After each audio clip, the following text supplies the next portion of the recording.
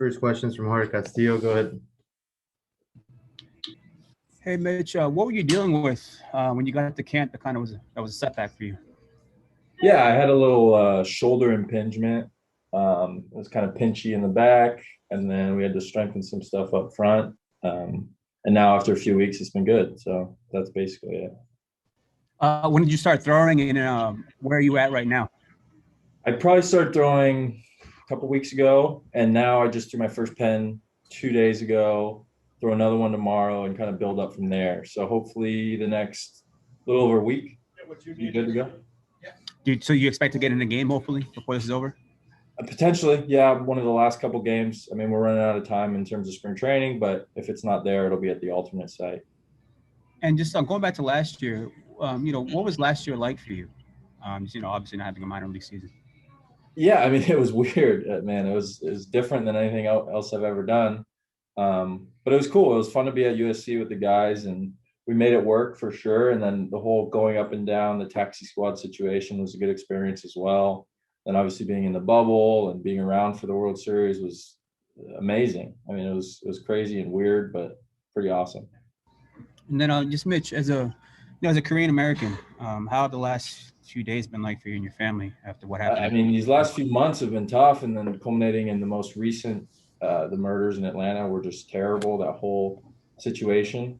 Knowing what my parents or my mom had to go through to make it, and her family as well. It's tough to see other people being persecuted for that, and hopefully some good can come out of this in terms of awareness and solidarity from the majority of good people, I think, in this country.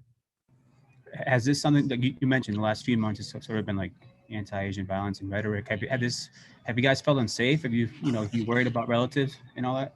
Me personally, luckily, no. And then in terms of my family, no, we definitely talk about it. My aunt is very vocal about that, but nothing luckily super specific or anyone that I really know. Thank you, Mitch. Yeah. Next question is from JP Hornstra. Go ahead, JP. Hey, Mitch, how are you? Good. How are you doing, JP? Can't complain. I wanted to ask you about debuting in the pandemic season. Given all the strange circumstances around last year, do you at all think of your first major league game of 2021 as like a second debut, assuming it comes in front of fans? I mean, yeah, it'll certainly be different.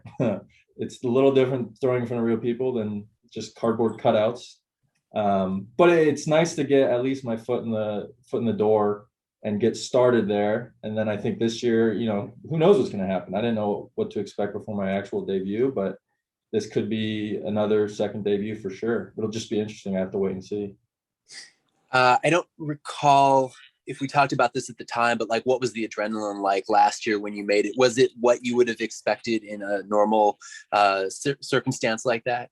I don't know what I came in expecting, but it was like nothing I've ever done. That's for sure. I mean, I was definitely nervous, definitely adrenaline, couldn't really feel my body or anything. But, like anything else, when you do it enough, you kind of get into those rhythms, and I figured it out eventually. But definitely different than anything I've ever done. Cool. Thank you, Mitch. Yeah, of course. Next question is from Eric Steven. Go ahead, Eric.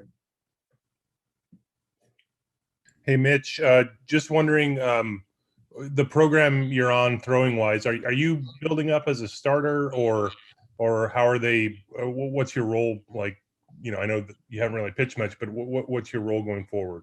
Yeah, it's going to be most likely as a reliever, but I mean, how baseball goes, especially with this team, even though we're so deep, you really never know.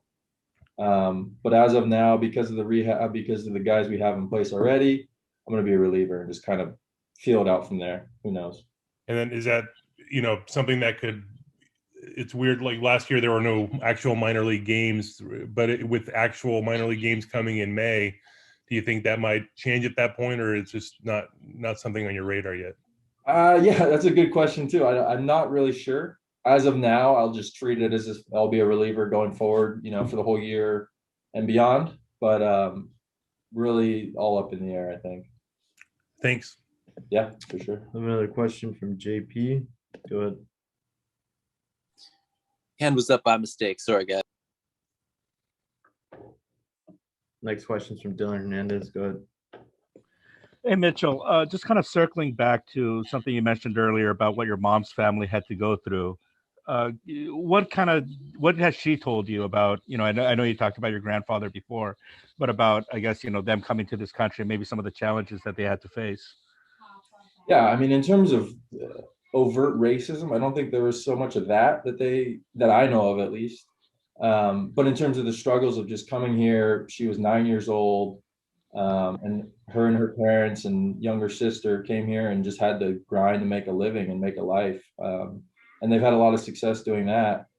But I don't think it was never easy for them to make it, being outsiders and not really having too much of a community.